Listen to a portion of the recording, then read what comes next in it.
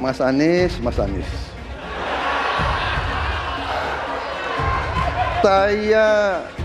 Saya berpendapat Mas Anies ini agak berlebihan. Mas Anies mengeluh tentang demokrasi ini dan itu dan ini. Mas Anies dipilih jadi gubernur DKI menghadapi pemerintah yang berkuasa. Saya yang mengusung Bapak.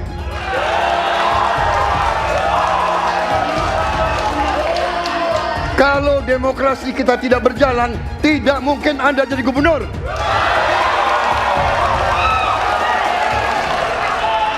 Kalau Jokowi diktator, Anda tidak mungkin jadi gubernur. Saya waktu itu oposisi, Mas Anies. Anda ke rumah saya, kita oposisi, Anda terpilih. Tujuannya bukan semata-mata tentang mentiadakan kekerasan. Karena damai itu bukan tiada kekerasan, damai itu ada keadilan. Itu prinsip utamanya, bahwa yang harus dihadirkan bukan tidak ada kekerasan, tapi keadilan. Tunggu dulu, aku mau jawab.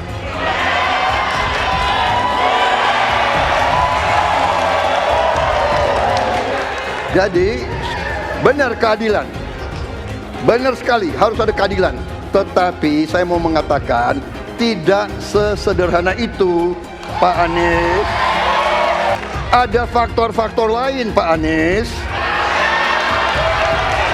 Ada faktor geopolitik, ada faktor ideologi. Inilah yang masalahnya tidak gampang, ya. Tetapi saya pendapat kita harus tegakkan keadilan. Kita harus dialog. Ini masalah bangsa. Ini harus kita, semua kekuatan harus kita rangkul. Untuk semua rakyat Indonesia dan salam hormat kepada agama lain, yang mana saya adalah dulunya pendukung Anies Baswedan sebagai calon presiden Republik Indonesia, 100% mendukung Bapak Anies. Tapi ternyata setelah tahu dia mendukung dengan adanya Rohingya masuk ke Indonesia, maka dengan ini kami 100% membatalkan niat itu. Dan perhatian kepada seluruh rakyat Indonesia, bila Anies jadi presiden memang bahaya. Berarti Indonesia nanti akan penuh dengan Rohingya. Ini adalah ucapan sendiri di video Bapak Anies Baswedan yang telah kita lihat sendiri. Maka dari itu, hati-hati. Batalkan untuk mendukung Anies Baswedan. Hancur Indonesia ini. Karena dia mendukung dengan adanya masuknya Rohingya. Karena bila dia jadi presiden, berarti hancurlah kita semua rakyat Indonesia. Hancur. Jangan didukung Anies Baswedan, berbahaya. Rohingya pasti menemui Indonesia. Apa yang bisa diharapkan dari Anies? Nggak ada. Jakarta amburadul, mimpin Jakarta aja amburadul, apalagi mimpin Indonesia. Anies itu perbual. Kayak mana apa karena perbual itu? Pembohong. Pembohong itu Anies itu. Gak usah dengar itu. Nggak layak jadi pemimpin. Apalagi jadi presiden. Di Jakarta aja kamu tengok itu amburadul. Di Jakarta tingkat kemiskinan tinggi. Pembangunan apa yang bisa dibangun Jakarta? Satu puskesmas pun bangunnya nggak ada. Masjid aja nggak ada dibangun. Mau ibadah. Di mana-mana kelebihan bayar. Apa yang bisa dibangun Anies? Satu aja nggak ada. Satu saja tunjukkan apa yang bikin Anies dibangun di Jakarta. Ganjar belum kampanye saja tetap di atas, apalagi sudah kampanye. Anies yang sudah keliling Indonesia, yang naik jet pribadi, keliling, jangankan naik, makin nyungsep ke bawah. Nah, masa sudah tahu siapa Anies? Anies, siapa belakangnya? Oligarki, satu. HTI, FPI. Masa Indonesia bukan cari orang Yaman, Indonesia mencari nyaman. Anies ini keliling-keliling Indonesia mau ngapain sih? Bingung saya ngelihat. Menawarkan perubahan tapi tanpa konsep dan gagasan. Apa yang mau dirubah dan perubahannya seperti apa? Apakah akan merubah negara Pancasila menjadi negara khilafah juga nggak jelas. Jadi perubahan apa yang mau ketawarkan nih? Jadi jangan berharap dapat lotre lah nih tiba-tiba jadi presiden Indonesia. Nggak, Indonesia ini terlalu luas, terlalu besar. Jangan bermimpi lah. Bicara ke sana ke sini keliling Indonesia seolah-olah paham dan mengerti masalah negara. Lawang jadi gubernur aja 5 tahun kamu nggak ngerti masalah Jakarta. Apa yang kamu lakukan dengan Jakarta? Nggak ada nih, nggak ada. Masalah Jakarta segitu banyak tak satu pun yang selesai. Yang ada malah kerusakan bertambah. Anies hendak jadi presiden, hendak mengadakan perubahan. Perubahan apa nak kau buat? Nak kau balik Indonesia ni telontang jadi telangkup. Yang sudah maju dipandang mata dunia, hendak kau manakan lagi? Apa yang makanya kalau nak baca itu pidato tuh, hendak merubah Indonesia, sebutkan apa yang hendak dirubah. Jangan kata rubah ada, tapi yang hendak dirubah tak ada. Serupa dengan rekam jejak. Lihat rekam jejak. Apa rekam jejak kau di Jakarta? Apa yang kau jaga di Jakarta? Bukan yang ada kalau jaga di Jakarta kau bilang rekam jejak, seakan pidato dulu rekam jejak saja. Gaya orang nanguk kau bodoh-bodoh saja, orang nak pidato kau pembodoh-bodohan. Kau anggap orang Indonesia ini bodoh semua, yang pintar orang Yaman. Yaman. Nantau kau Yaman sana nantau. Bila ingin melihat apa yang akan dilakukan seseorang ke depan, maka lihatlah rekam jejaknya. Karena rekam jejaknya adalah prediktor terbaik untuk masa depan. Pemilihan Gubernur DKI Jakarta yang kemudian memenangkan Saudara Anies Rashid Baswedan sebagai gubernur saat itu juga tidak lepas dari peran dan kedudukan dari HTI maupun FPI yang saat itu dianggap punya peran sentral dalam memenangkan Anies Baswedan. Hak konstitusional itu dirampas oleh rejim Jokowi. Kemudian ketika bergulir kekuasaan baru, ada presiden baru dari Hizbut Tahrir Indonesia dan Front Pembela Islam menuntut kembali haknya, hak konstitusionalnya. Dan kalau Partai Nasdem mau konsisten ya dengan dua narasi ya, narasi perubahan dan narasi restorasi, dia harus merestorasi hak konstitusional HTI dan FPI yang pernah dirampas. Dan kemudian ketika mereka berkuasa, presiden yang didukung Nasdem itu berkuasa, dikembalikan, direstorasi gitu loh. Lah ini wajar. Jadi SKB HTI dikembalikan, ya SKTP dikembalikan, kemudian kita hidup damai, HTI ya dikasih porsinya. Apa porsi HTI? Pengen ada kadernya jadi menteri. Apa sih salahnya kita umat Islam mengatur negeri ini dengan syariah kita? Belum lama ini ada kabar yang seram terkait ormas terlarang yang selama ini dikabarkan dekat dengan Anies Baswedan. Akan ada tuntutan besar-besaran kepada Anies untuk memulihkan kedua organisasi tersebut yang sekarang sudah dicap terlarang. Maksudnya, jika Anies jadi presiden, dia kan akan punya kewenangan untuk kembali memberikan izin pada ormas terlarang itu. Karena mereka ini sudah berjuang habis-habisan untuk mendukung Anies. Gimana kalau Anies menolak tuntutan itu? Tentu akan ada demo besar-besaran. Mungkin bahkan akan ada gelombang demo berjilid-jilid karena mereka telah dikecewakan oleh Anies, padahal sudah didukung dari awal. Ini mengingatkan kita pada fakta bahwa dua ormas ini dulu juga getol mendukung Anies pada Pilgub Jakarta 2017 yang lalu. Mereka memobilisasi massa dengan menggunakan politik sara, sehingga akhirnya Ahok kalah karena gempuran kekuatan politik identitas itu. Saya mau tanya, waktu 212. Saya mensyukuri kenapa kalah, kenapa ditahan. Saya bersyukur atas itu semua. Saya coba bayangkan ya, kalau seandainya waktu itu kita menang gitu ya, hari ini belum tentu kita bisa nikmati seperti ini. Kita bersyukur 5 tahun Tuhan izinkan kasih ke orang yang pintar ngomong untuk kerja. Coba kalau kita bayangkan gitu ya, kalau kemarin saya masih jadi gubernur, ini saya udah turun ini. Tapi yang pintar ngomong itu dikira orang hebat kan? Ini lebih berbahaya tahun 2024. Langsung ketahuan karakternya. Langsung ketahuan itu. Di saya juga ada kutipan Pak di kamar saya Pak. Tulisannya, Jakarta telah mengambil keputusan yang fatal. Jangan sampai bapak politik identitas justru menang dengan cara menipu umat Kristen. Jadi kalau sekarang umat Kristen mendukung Anies, mereka akan membayar mahal kerelaannya untuk menukar iman hanya untuk kepentingan sesaat. Kita tahu Anies lahir dari apa? Politik identitas. Yang dia dulu melabeli kafir semuanya kepada yang non-muslim. Saya mintalah kepada muslim yang waras dan kepada kelompok minoritas. Janganlah Anda memilih pemimpin yang berkarakter seperti Anies. Elektabilitasnya Anies merosot ya seiring mulai terkuaknya kontroversi dari kepemimpinan Anies di Jakarta. Gen Z juga tahu kalau Anies adalah sosok yang didukung kelompok intoleran yang membuat Pilgub DKI 2017 menjadi sangat kotor. Politik identitas yang mengarah ke perpecahan seperti yang dikeluarkan pendukungnya Anies, yaitu Kadrun bin Kampret. Kafir lah, laknat lah, PKI lah, ya cuman itu doang kemampuannya. Itulah pendukung Anies. Jangan pernah takut melawan Kadrun yang cuma pengen Indonesia hancur. Anies pintar asumsi bukan pintar bicara, tidak pintar kerja. DKI Jakarta sudah menjadi parameter Anies tidak pantas jadi presiden. Jangan sampai Indonesia jatuh ke tangan pembohong. Jangan sampai Indonesia jatuh ke tangan Anies Baswedan. Bilang dihalang-halangi, Anies masih sering bikin acara di sana-sini. Bebas pula. Duh, nggak capek apa ngibulin rakyat mulu, Pak?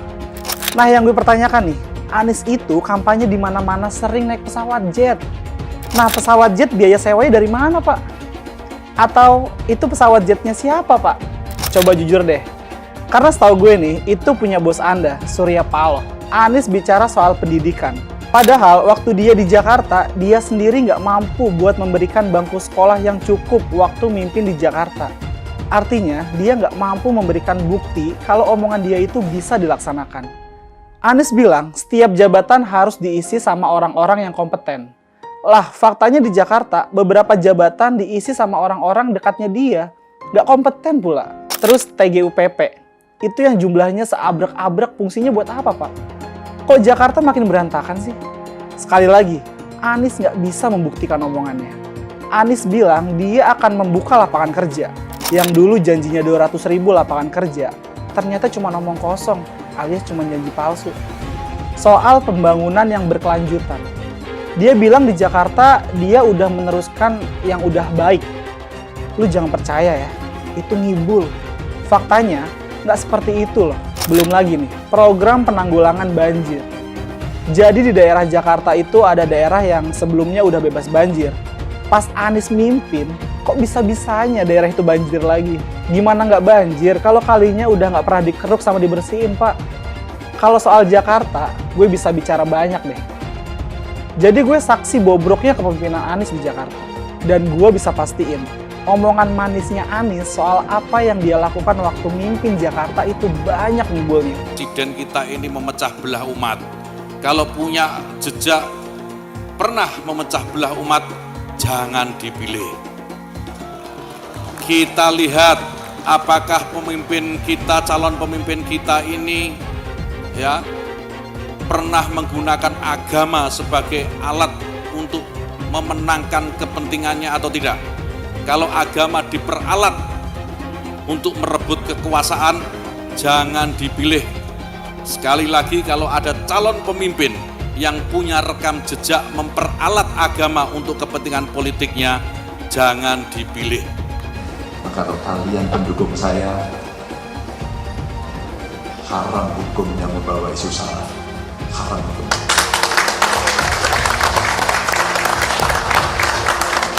Kita sudah lelah dengan isu itu. Kita menjadi bangsa yang terbelah. Dan untuk mengembalikan susah. Milih Anies dan Imin setidaknya sudah menyelamatkan Indonesia dari kehancuran. Gus Dur saja dikudetanya, apalagi rakyat. Yang satu memang jago kata-kata, jago beretorika, nggak kelawan kalau soal kata-kata. Di sisi lain, kita sama-sama melihat yang sudah ditulis pakai tangan dia sendiri, pakai hati dia sendiri, lagi dia ingkari, apalagi hanya mengandalkan kata-kata dan janji. Pun demikian dengan janji Cak Ponimin. Gus Muhaimin memberikan program siapapun yang hamil yang ada di muka bumi Indonesia ini akan diberikan tunjangan selama hamil. Karena itu yang masih jomblo secepatnya nikah, hamil, dibiayai kehamilannya oleh Gus Muhaimin. Akan mendapatkan subsidi, akan mendapatkan tunjangan rata-rata 6 juta selama kehamilan. Gus Muhaimin dan PKB menang. Semua yang punya sepeda motor, BBM-nya kita subsidi gratis tanpa biaya. Siapa yang di sini punya sepeda motor? Tahun 2024 PKB menang Gus Muhaimin presiden, disubsidi serendah-rendahnya harga subsidi BBM.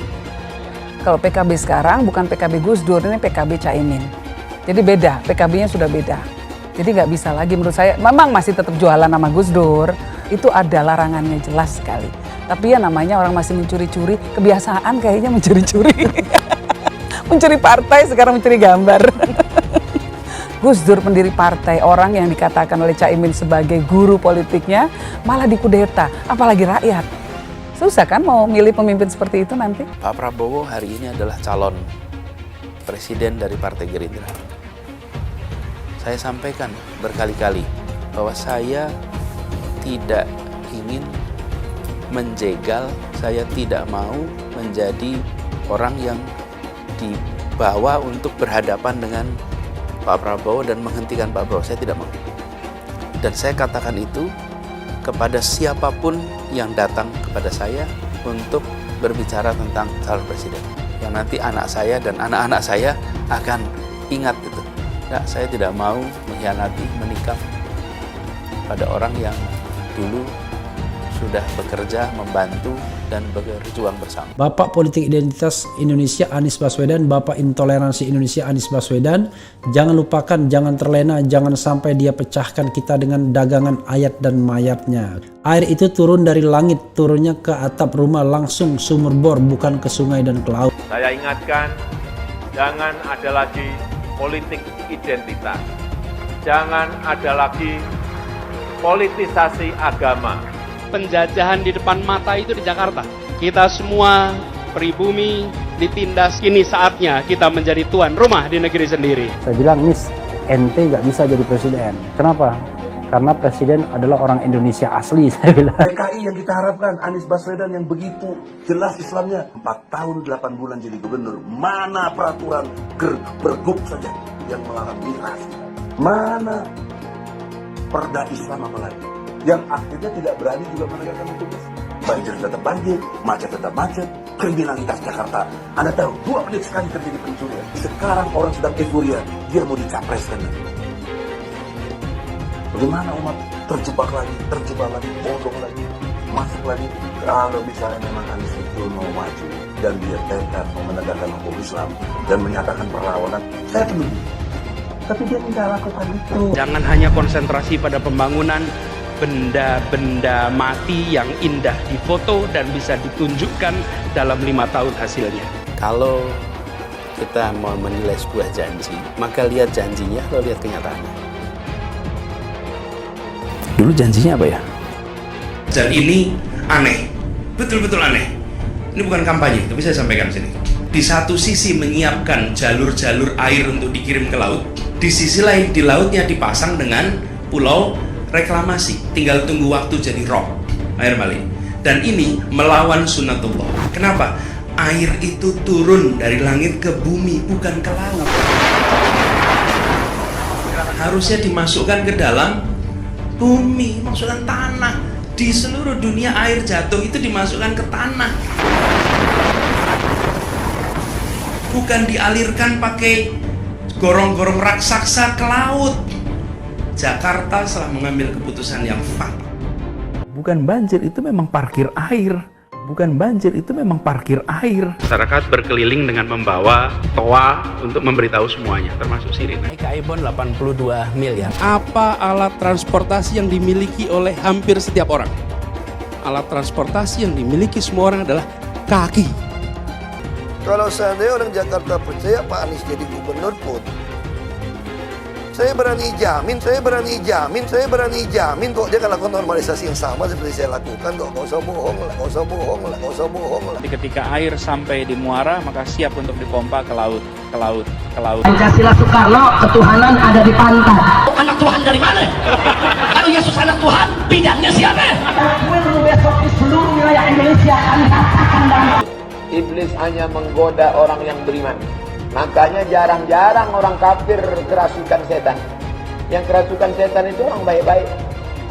Jarang, saya belum pernah nengok Cina kerasukan setan. Pernah tak Ahok itu kerasukan setan? Enggak, setannya juga benar. Karena sesama setan dilarang saling menggoda. Karena di salib itu ada jin kafir. Karena di salib itu ada jin kafir. Karena di salib itu ada jin kafir. Haleluya. Kepalanya ke kiri apa ke kanan? Kepalanya ke kiri apa ke kanan? Tetap percaya salib itu lambang mulia, bukan jin. Kok ketawa? Aku nggak nyindir siapa-siapa loh. Saya nggak pernah mundur untuk kebenaran, keadilan, kejujuran. Dan peri kemanusiaan, gue nggak pernah mundur. Dan gue nggak pernah takut juga sama lu. Siapapun yang rasis, gue akan hadapin. Gue bilang. Karena rasis itu tidak berperi kemanusiaan. Sama saya ditanya dulu kan, kamu nyesel nggak statement kamu di Pulau Seribu sehingga masih masuk penjara? Tidak pernah nyesel. Karena saya mengatakan kebenaran. Hai semua, dengan saya Jonas Leong. Terima kasih banyak buat kalian penonton setia yang selalu menonton di channel ini. Saya secara personal sangat menghargai waktu kalian. Dan saya sudah menganggap kalian sebagai family karena kalian selalu support di channel ini. Bagi kalian yang selalu menuliskan opini kalian di kolom komen, saya baca komen kalian satu persatu. Saya baca komen kalian untuk mengetahui opini kalian, tanggapan kalian, dan masukan kalian sangat berguna untuk video selanjutnya. Terima kasih banyak buat kalian yang selalu menekan tombol like di awal video. Video seperti ini membutuhkan waktu dan juga research. Dan ini semua gratis untuk kalian. Jadi pastikan kalian menekan tombol like-nya, supaya saya mengetahui kalian menyukai konten yang saya bagikan. Hari ini ada topik menarik yang ingin saya sampaikan terkait beberapa lembaga survei yang secara tiba-tiba melonjakkan suara pasangan Prabowo Gibran. Dan terakhir, survei Litbang Kompas yang menunjukkan suara Prabowo Gibran ke angka 39%. Dan menariknya lagi, kalau saya bisa bilang aneh, adalah suara Ganjar Mahfud yang ada di angka 15%. Dan masih menurut Litbang Kompas, angkanya malah di bawah pasangan Anies dan Caimin yang malah ada di angka 16%. Pertanyaannya nih, kenapa jumlah pemilih bimbang ini jauh lebih tinggi dari angka surveinya Ganjar Mahfud juga Anies dan Caimin? Entahlah, tapi ada bisikan yang menarik dari seorang teman. Tingginya angka pemilih bimbang itu sebenarnya bukan karena mereka bimbang. Mereka itu menyembunyikan pilihan mereka karena nggak mau diketahui oleh lembaga survei yang mereka anggap pertanyaannya itu sudah disetting untuk menaikkan suara Prabowo Gibran. Ganjar Mahfud yang kemarin ada di nomor 2 mendadak menjadi nomor buncit tanpa ada peristiwa besar yang membuat mereka harus anjlok ke bawah. Kalau misalnya ada peristiwa besar seperti waktu batalnya U20 digelar kemarin, itu masih masuk akal. Tapi ini sama sekali nggak ada apa-apa. Saya ini hanya ingin mengambil positifnya saja. Saya ingat tahun 2013 lalu ya, ketika ada Pilgub Jateng. Ganjar Pranowo ikut pemilu pertama kali di tahun 2013. Dan hasil surveinya kecil sekali, hanya 8,4%. Sedangkan lawannya adalah Bibit Waluyo, seorang incumbent yang angka surveinya itu sampai 39%. Coba bayangkan, 8,4% lawan 39%. Gila memang, dari angka survei 8,4%, Ganjar itu bisa menang Pilgub Jateng. Bukannya tertekan dengan angka survei Ganjar yang sangat kecil, pendukung Ganjar di Jawa Tengah, juga PDI Perjuangan, malah ngamuk dan gerak di lapangan gila-gilaan. Dan hasilnya, Ganjar jadi gubernur di Jawa Tengah. Wah, tapi anggap sajalah kalau survei-survei itu benar, membahagiakan orang kan ada pahalanya. Prabowo dari 2 kali pilpres juga terbuai dengan hasil-hasil survei yang memenangkan dia, sampai dia itu sujud syukur segala. Tapi ternyata di garis finish dia kalah. Jadi jangan pesimis lah melihat angka-angka hasil survei. Jadikan itu sebagai lecutan untuk bergerak lebih kompak lagi, lebih solid lagi, lebih terorganisir lagi, dan lebih masif di daratnya. Situasi bisa sangat berubah, Ganjar bisa rebound. Fokus aja kita pada putaran kedua, nanti di putaran kedua baru kita hajar mereka habis-habisan. Mereka itu didukung oleh istana, didukung oleh logistik yang luar biasa besarnya. Bahkan kabarnya mereka juga didukung oleh aparat negara. Tapi ternyata sulit untuk bicara bahwa Pilpres 2024 ini hanya satu putaran. Dan ini buat pasangan Prabowo Gibran itu sangat berbahaya. Karena kalau Pilpres ini masuk putaran kedua, maka potensi Prabowo Gibran itu kalah menjadi sangat besar. Karena peluangnya menjadi 50-50 dengan pasangan lainnya. Apalagi kemuakan rakyat karena kecurangan di Mahkamah Konstitusi, karena intimidasi, karena politik dinasti itu semakin besar. Jadi apa pesan moral yang ingin saya sampaikan hari ini? Angka-angka survei yang beredar itu hanya prediksi saja. Dan anggap sajalah angka itu benar. Angka itu hanya berlaku jika Pilpres terjadi di hari ketika survei itu dilaksanakan. Angka itu akan berubah-ubah sesuai dengan situasi di depan. Dan sejujurnya saya bilang, angka survei Litbang Kompas itu justru membuat pasangan Prabowo Gibran itu panik luar biasa. Dan menumbangkan Prabowo Gibran sudah bukan lagi karena Pilpres ini adalah kompetisi. Tetapi bagaimana menumbangkan kekuasaan Jokowi yang makin kesini makin terlihat berat nafsu kekuasaannya sehingga dia menghalalkan segala cara. Kalau Anies maju sebagai calon presiden, pasti dia akan menggunakan politik identitas. Ini adalah jawaban yang dilandasi dengan akal sehat dan melacak jejak politik di masa lalu. Ganjar misalnya, nasionalis tulen, PDIP tulen. Dia tidak akan mungkin memanfaatkan alasan agama, suku, ras untuk mengangkat dirinya atau menjatuhkan lawannya. Ini bukan saja karena elektabilitas yang sudah tinggi, tapi juga karena dia tidak mungkin mendorong masyarakat memilih dengan alasan identitas. Ganjar sebenarnya dikenal sebagai muslim yang taat, tapi dia tidak akan mengangkat isu itu untuk memenangkan kursi kepresidenan. Prabowo apalagi, keluarganya pun multi agama. Dengan kata lain, mengingat Jokowi yang sudah tidak maju lagi, kali ini hampir pasti Pak Prabowo tidak akan menggunakan politik identitas agama. Jadi kemungkinan satu-satunya yang menggunakan politik identitas adalah hanya Anies Baswedan. Pertanyaan itu lantas saja menimbulkan amarah di kubu Anies, salah satunya dari kelompok khilafah.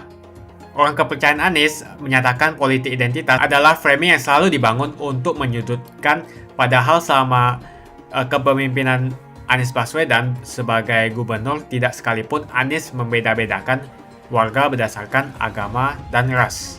Buat saya, apakah benar menyebut politik identitas itu adalah sekedar framing untuk menyudutkan Anies? Saya akan membantah pernyataan itu. Kubu Anies terus berusaha mengaburkan makna politik identitas. Mereka berulang kali bilang bahwa identitas adalah hal yang alamiah dalam kehidupan manusia. Jadi apa salahnya dengan menonjolkan identitas keislaman seorang calon presiden? Tapi saya yakin Anies tahu yang dimaksud dengan politik identitas adalah politik yang menggunakan agama sebagai alasan mengapa seorang kandidat harus dipilih atau mengapa seorang kandidat jangan dipilih. Politik identitas ini sangat berbahaya. Politik identitas membuat masyarakat menjadi tidak rasional dalam berpolitik. Yang menjadi faktor utama dalam politik identitas adalah agama.